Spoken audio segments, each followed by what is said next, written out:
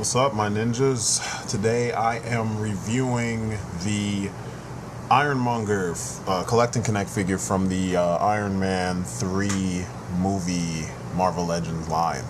I'm going to do it the the way I usually hate to do because of all the shakiness with the camera. I'm going to try to minimize that as much as possible, but it's going to be one of those in-camera reviews. I know it's been a minute, but this was one of those things. It was actually a request by my son. He was like adamant about us getting this because he only has a handful of collecting connects, but we started him collecting with the original Marvel Legends. So he's got like Apocalypse and the Sentinel and, Galactus, stuff like that. So, it's kind of weird, and it put things in perspective for me on this figure. But I will get to that in just a second.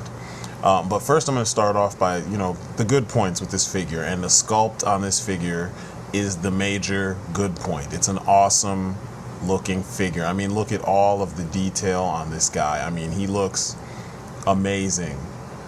All the little wires, and they're made out of pretty sturdy plastic too, so it's not going to fall apart while you play with it or pose him or whatever.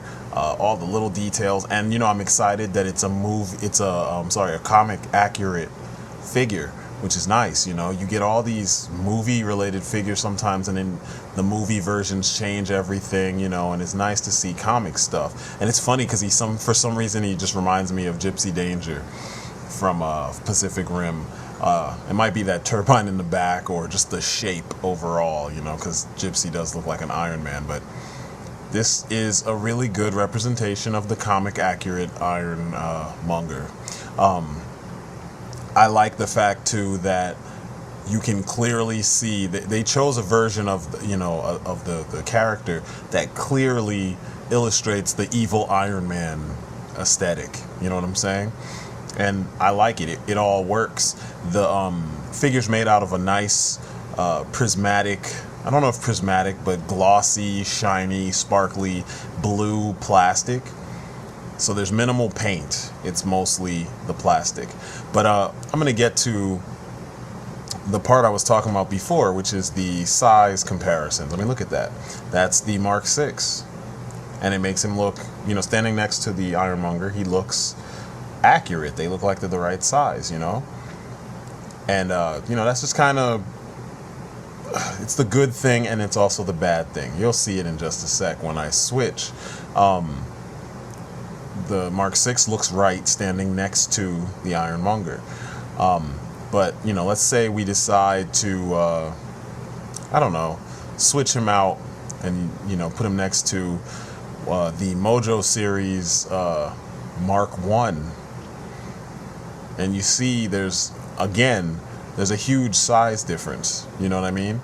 And I know I have kind of a bit of a worm's eye view, but you can still see there is a big height difference and size difference. It seems like there are certain figures that are meant to be displayed next to this guy. But as soon as you get out of this and you decide to move it to, I don't know, something else in the Toy Biz library, then you'll see that there are issues with size. Like, I'm going to use the old school, Iron Man comic book armor. See, that looks right next to him. So you're not seeing an issue right there, but I'm going to move to another comic suit, and then you see issues. This isn't also the perfect comparison, because I had issues with this figure as far as scale also, because he's way out of scale in comparison to other figures. But still, look how, there's not much of a difference. Then we can move over here to the movie figures, and once again, he looks pretty accurate. And, even still, when you think about what you saw in the movie, and even in the comics, the Iron Monger suit is supposed to like Hulk over him. It's like a Hulkbuster essentially, and you just get kind of a head and shoulders, height difference here, and I guess it works. So when my son and I were putting this guy together, I had told him that I estimate that this figure will be the same height, or roughly the same size as Terrax, and I was pretty right. They're about the same width. I mean, obviously Iron Monger has stubbier, thicker arms and legs, but they're pretty close in size. And I was thinking, when they said Iron Monger, I was thinking, oh, we're gonna get this ginormous figure. He's gonna be huge, and he's gonna be just awesome as far as size goes. And we got this, which for a little kid, my son's 11, he was just ecstatic about having a collect and connect. But as you can see, there's not too much of a height or size difference, and this is what, the fourth or third or fourth big. I think what you had, Arnim Zola, you had Terrax, you had Hitmonkey, and you had this guy, and they're all about the same size. And then you move over to DC, and then you start seeing the size difference. Bane is a good, a head taller than this guy. Then maybe you're saying, how about a guy in armor?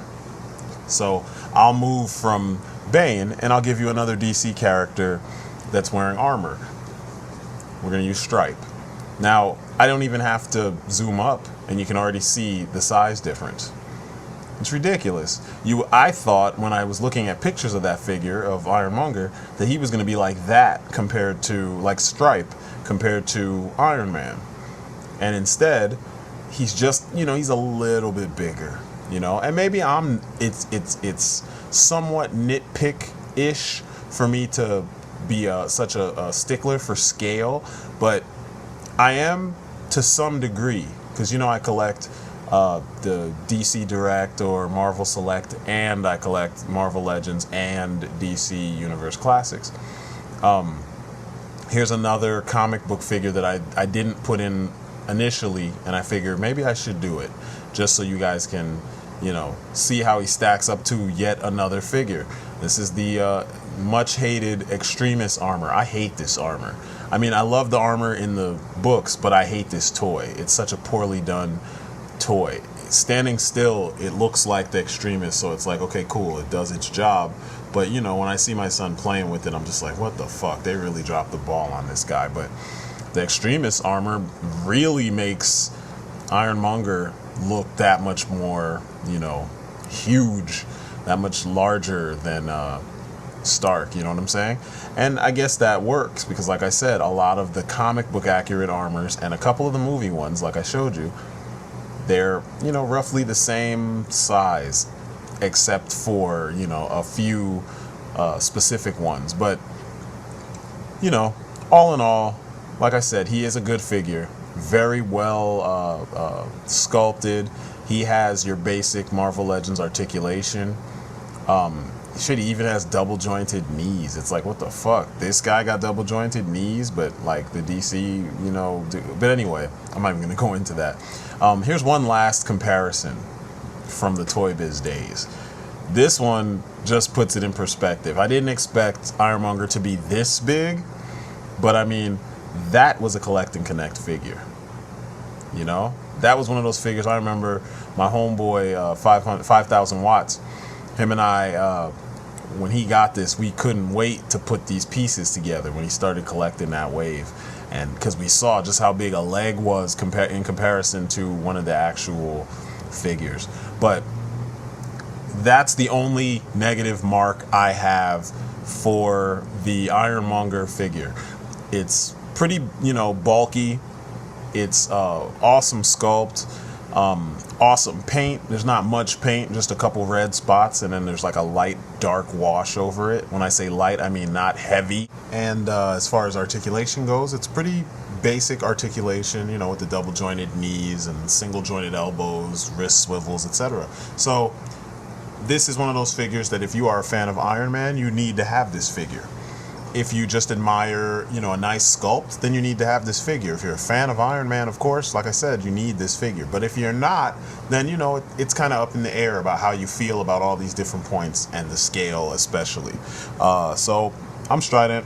This has been my story, and I'm sticking to it. This was a review for the Iron Monger from the Iron Man 3 movie line. And he is a collect and connect figure. And, you know, I hope that this actually helps you guys in deciding if you would like to pick this figure up or not. So, as usual, you guys have been great. And that's it for me. Peace outside.